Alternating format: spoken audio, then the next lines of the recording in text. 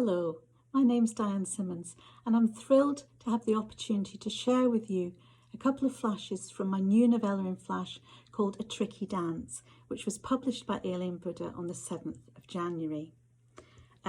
Here it is. I'm absolutely thrilled with it, with the cover and also with the quotes on the back from Jude Higgins and Downeth Monaghan.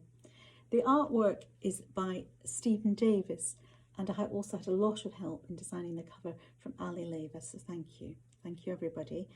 The novella is set in 1970s Scotland, and it follows a spirited teenager called Elspeth as she navigates the challenges of friendship, family life, and ambition. Jude Higgins described Elspeth as a feisty yet sensitive girl, and I think that's a really good description. I'm going to read two stories. The first one is 5 flashes into the novella and features our protagonist Elspeth and 2 of her friends, Jennifer and Lorna. Elspeth has very complicated relationships with both these girls. Okay, and the first story is called Blood. Blood. Jennifer and Lorna are leaning on the wall outside the science block, poring over this week's Jackie. They're all pally again and are forever giggling about boys they fancy or what groups they like. Lorna pretends to Jennifer that she's a fan of the Stranglers, but I know for a fact she's still mad on the Rollers. I walk up to them, try to act casual.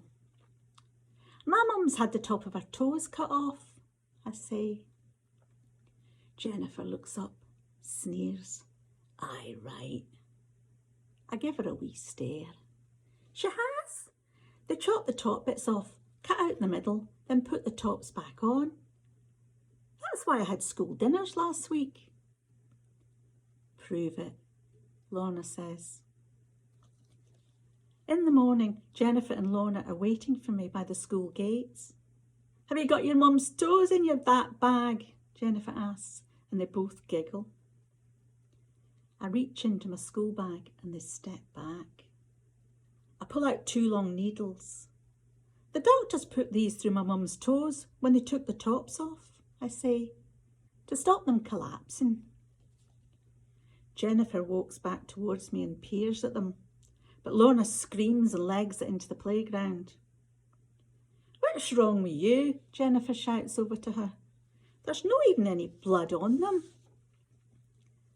I think about making fun of Lorna too, but I don't quite dare. Instead, I look at Jennifer and raise my eyebrows. She grins at me. What a baby. I try not to, but I'm soon telling Jennifer everything I can remember about my mum's operation, and she listens engrossed. There was lots of blood on the needles, I say, and the corks the doctor put on the end of them was covered in it. Have you got the corks? Are they in your bag? Can I see? She asks. My mum keeps them on the mantelpiece. Come round on Saturday. I'll show you if you want. She puts her head on one side. I might. The bell starts to ring and I follow her in, trying not to smile. Maybe she'll come round, maybe she'll not. But at least she's thinking about it. Thinking about me. Thank you. The second story I'm going to read is called Dancing. And earlier in the novella, we learn that Elspeth loves to dance and longs to have ballet lessons like her friends. In this flash, an opportunity to dance opens up, and the story is called Dancing. Dancing. Rory McMaster corners me after double geography. You ken how we had a go at the Gay Gordons the other day, he says. Aye, you were great. He does one of his wee bows. I've been learning Scottish country dancing at the church hall every Thursday. We do Highland dancing too. Do you want to come along? I hesitate and he goes bright red. No like that, he says. I mean, I'm no asking you out or anything. I smile, tell him I know what he meant, but I don't answer his question.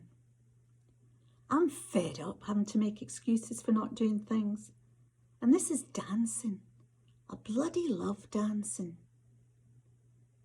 A sigh. How much is it? It's only 75p a week, he says.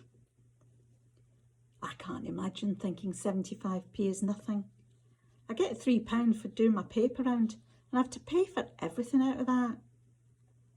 Maybe if I took on a Sunday paper round too. What do the girls wear? I ask. Your gutties and a skirt would do, he says. I picture myself turning up in my gym shoes and skull skirt. Imagine the looks. I don't think I can. When I get to school the next day, there's a plastic bag on top of my locker, expecting something gross appear inside. It's a pair of dancing pumps. I hound Rory down at break. I can't take these, I say. They must have cost a bomb. They were my sister's, he says. They don't fit her anymore. I examine the pumps again. There's no sign of any wear. There's not a single mark on them. He must think I'm daft. That's nice of your sister, I say. I stare at the pumps, then at Rory's worried face and grin at him.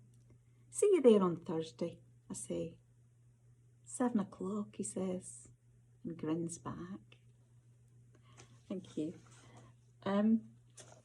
If you'd like to buy the novella,